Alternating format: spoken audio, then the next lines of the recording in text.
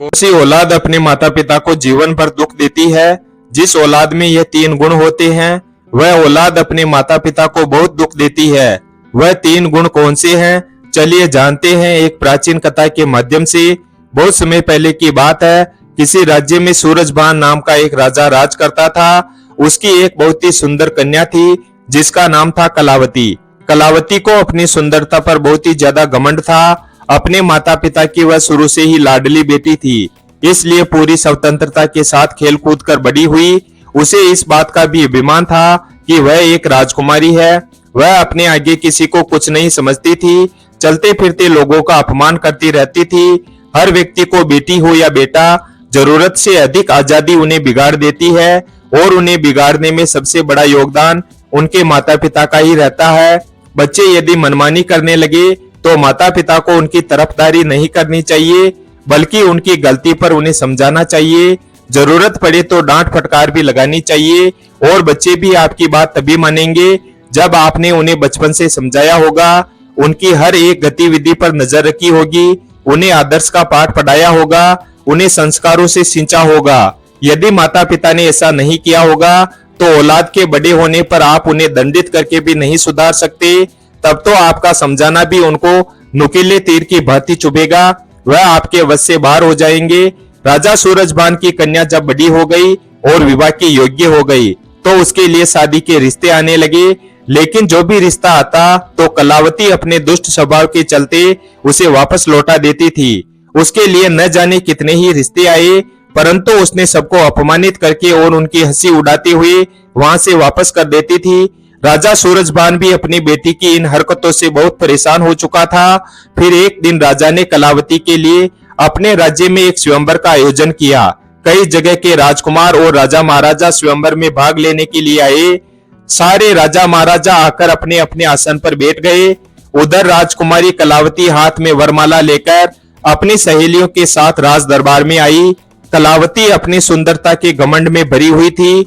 सभी राजकुमारों को गौर से देखते हुए आगे बढ़ने लगी। वह जिस भी राजकुमार के सामने पहुंचती तो उसी की किसी न किसी बात पर खिल्ली उड़ाती और आगे बढ़ जाती। फिर सभा के बीच राजकुमारी की बातों से अपमानित होकर वह सभी राजकुमार सभा से उठकर चले जाते हैं।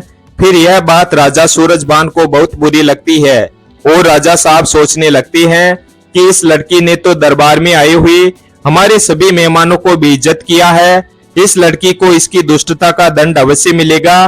गुस्से में राजा ने भरे दरबार में यह घोषणा कर दी कि मैं अपनी बेटी की ऐसी हरकत के लिए आप सबसे क्षमा मांगता हूं, परंतु आज मैं सबके सामने यह घोषणा करता हूं कि इस कन्या का विवाह अब मैं किसी राजकुमार से न करके किसी भिखारी के साथ करूंगा। रोज भीख मांगकर ही अपना पेट पालता हो और उसके साथ रहकर यह भी भीख मांगकर ही खाएगी तो इसे अपनी करनी पर पछतावा होगा। राजा की ऐसी घोषणा सुनकर दरबार में बैठे सभी मंत्री गणों ने राजा की बहुत प्रशंसा की। सभी कहने लगे कि राजा साहब, ऐसी असभ्य और असंस्कारी कन्या के साथ ऐसा ही होना चाहिए। इतना कहकर वह सभी मंत्रीगण राजा के दरबार से चले गए। तभी वहां से एक गाना गुनगुनाता हुआ भिखारी गुजर रहा था। भिखारी की आवाज सुनकर राजा ने अपने नौकर को भेजकर उस भिखारी को अपने दरबार में बुला लिया। उस भिखारी की बहुत ही दयनीय दशा थी। मेले कुचेले और फटे पुराने वस्त्र पहने हुए था। उसके हाथ में एक लकड़ी का डंडा था और लंबी सी दाढ़ी थी। भिखारी राजा के सामने जाकर खड़ा हो गया और अपनी मीठी आवाज में कुछ गीत गुनगुनाने लगा। भिखारी की मीठी आवाज सुनकर राजा बहुत प्रसन्न हुआ। प्रसन्न होकर राजा ने भिखारी से कहा, मैं तुम्हें इनाम के रूप में मेरी बेटी को सौंप रहा हूँ। आज से यह तुम्हारी पत्नी है, तुम इसे अपने साथ ले जाओ और जैसा भी रूखा सूखा मिले तुम स्वयं खाना और इसको भी खिलाना। अपने पिताजी का ऐसा कठोर निर्णय सुनकर कलावती बहुत दुखी हुई कि उसके पिताजी ने यह क्या कर डाला। पहले तो उसने भिखारी के साथ जाने से साफ मना कर दिया, परंतु अपने पिताजी का आदेश था इसलिए उसे विवश होकर भिखारी के साथ जाना पड़ा। राजा सूरजभान ने कहा, बेटी, तुमने किसी राजघराने में जाने का अधिकार पूरी तरह से खो दिया है। अब से यह भिखारी ही तुम्हारा पति है। इसी के साथ में तुम्हें अपना जीवन बिताना पड़ेगा। अगर तुमने इसे धोखा दिया या इसका साथ छोड़ा तो तुम्हें मृत्यु दंड भी दिया जा सकता है। कलावती का विवाह उस भिखारी से करने के बाद उसे अपने घर से विदा कर दिया। कलावती रोती बिलखती भिखारी के साथ चली गई। भिखारी उसे लेकर खुशी खुशी एक जंगल में लेकर चला गया। उस जंगल में उसकी एक अत्यंत सुंदर कुटिया थी। उस कुटिया के पास ही उस भिखारी ने एक आम का पेड़ लगाया था। उस पेड़ पर बहुत सारे आम के फल लगे हुए थे। नजदीक ही एक बहुत बड़ा और हरा भरा खेत था। कलावती ने उस भिखारी से पूछा कि यह खेत किसका है?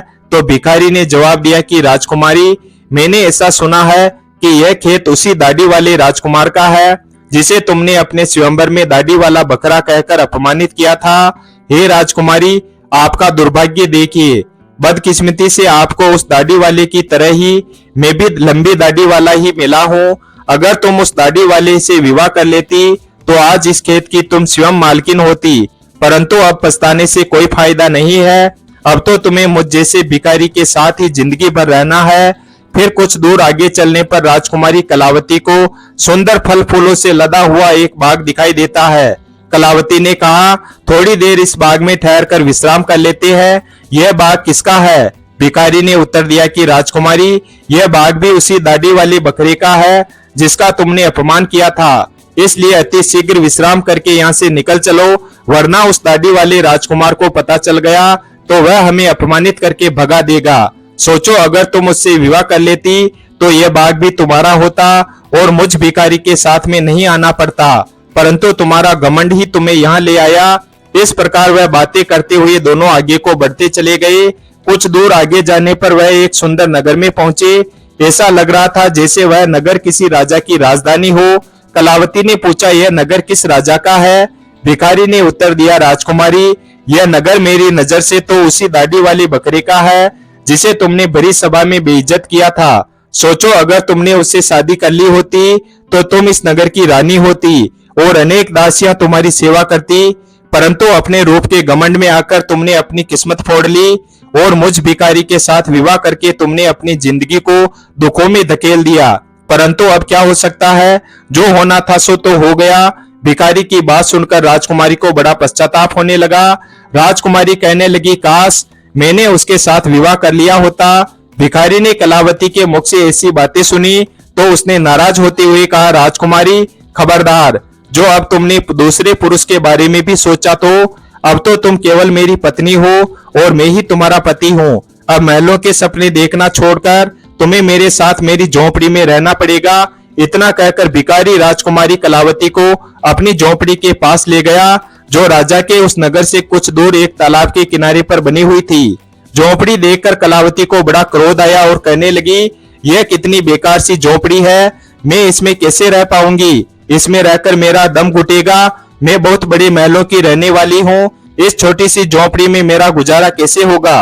भिखारी बोला, राजकुमारी, अब आज से यही झोंपड़ी तुम्हारा नया घर है, आज से इसी में रहना पड़ेगा। कलावती ने पूछा कि यहाँ पर तुम्हारा कोई नौकर चाकर दिखाई नहीं दे रहा है, झोंपड़ी की साफ सफाई कौन करेगा? भिखारी ने कहा, राजकुमारी, ये तुम क्या कह रही हो? मैं कोई राजा महाराजा नहीं हूँ, न कोई राजा का बड़ा अधिकारी हूँ जो मेरे पास नौकर चाकर होंगे। मैं तो खुद एक भिखारी हूँ, मैं तो नौकरों से भी गया बीता हूँ। झोंपड़ी का सारा काम अब तुम्हें और मुझे ही करना है। चलो, अब तुम पहले झोंपड़ी की साफ सफाई करो, फिर मेरे लिए खाना बनाओ, मुझे बहुत भूख लगी है। चलते चलते मैं थक चुका हूँ। कलावती को भोजन बनाना तो आता ही नहीं था, इसलिए भिखारी और राजकुमारी ने मिलकर उल्टा सीधा खाना बनाया और खाना खाकर दोनों सो गए। अगले दिन भिखारी ने राजकुमारी को जगाया और घर का सारा काम करने को कहा।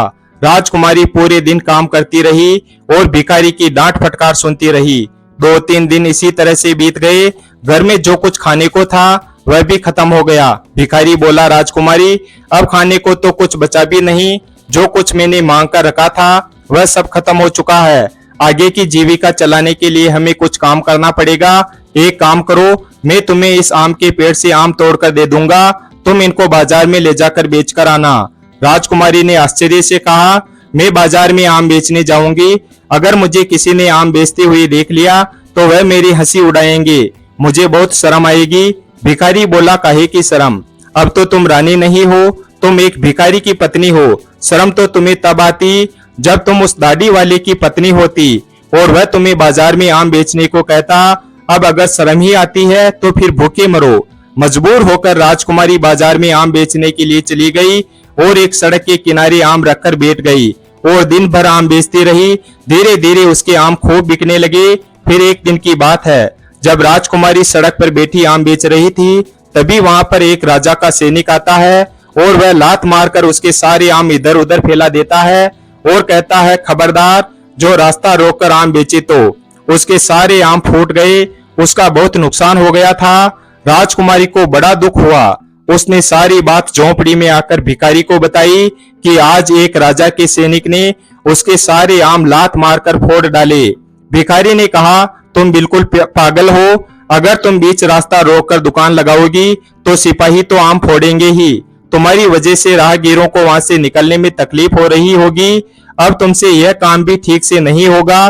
तुम्हें कोई काम बताओ तो तुम उस काम को ठीक से नहीं करती हो। अब मैं जा रहा हूँ और तुम्हारे लिए कोई काम तलाश करूंगा। भिखारी गया और राजा के एक बड़े अधिकारी के यहाँ रसोइये का काम तलाश आया और कलावती से कहा कि मैंने तुम्हारे लिए काम की व्यवस्था कर दी है। कल से तुम राज्य कर्मचारियों की रसोई में जाया करोगी और वहां के रसोइयों के साथ मिलकर खाना बनाओगी। वहां से हमें खाने के लिए अच्छा अच्छा भोजन भी मिलता रहेगा। इस प्रकार वह घमंडी राजकुमारी रसोइयों की मददगार बनकर काम करने लगी। वह सुबह से शाम तक रसोइयों के साथ मिलकर काम करती और रात को बचा हुआ खाना अपने घर ले आती। इस तरह दोनों की जिंदगी अब सुकून से कटने लगी। फिर एक दिन की बात है, कलावती रसोई में काम कर रही थी। तभी उसने खिड़की से झांक कर देखा तो वहां राजा के महल में कुछ उत्सव होने वाला था। पूरा राजमहल सजाया हुआ था। बड़े बड़े मेहमान आ रहे थे। नौकर चाकर उनका स्वागत कर रहे थे। महल में बड़ी धूमधाम थी। राजकुमारी वह सब देखकर अपनी किस्मत को कोस रही थी। अपनी किस्मत पर आंसू बहा रही थी और सोच रही थी कि काश मैं भी इतनी घमंडी नहीं होती तो मुझे यह दिन देखने को नहीं मिलता। वह वहां खड़ी खड़ी सोच रही थी। तभी वहां दो दासियां आती है और कुछ खाने का सामान उसकी टोकरी में रखकर चली जाती है। राजकुमारी टोकरी को लेकर अपने घर को लौटने लगी। अभी वह दरवाजे से निकली ही थी, तभी सामने से एक राजसी पोशाक पहने हुए एक पुरुष ने आकर उसे रोक लिया। देखने में वह वहां का राजा महाराजा मालूम पड़ रहा था। राजकुमारी ने जब उसके चेहरे को देखा तो वह डर के मारे कांपने लगी, क्योंकि वह राजा वही दाढ़ी वाला था जिसको कलावती ने अपने यहाँ दाढ़ी वाला बकरा कहकर अपमानित किया था। राजा ने राजकुमारी से कुछ नहीं कहा, बल्कि वह उसका हाथ पकड़कर दरबार में लेकर पहुंचा, जहां तमाम मेहमान लोग बैठे हुए थे। वहां की भव्यता को देखकर घबराहट में राजकुमारी के हाथ पैर कांपने लगे। उसके हाथ से टोकरी छूटकर जमीन पर गिर पड़ी। टोकरी में रखा हुआ खाना जमीन पर गिरकर इधर उधर बिखर गया। राजकुमारी बहुत उदास हो गई। दरबार में बैठे हुए मेहमान यह देखकर जोर जोर से हंस पड़े।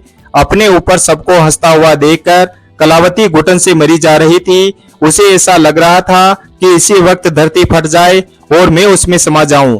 वह राजा से अपना हाथ छुड़ाकर भाग जाना चाहती थी।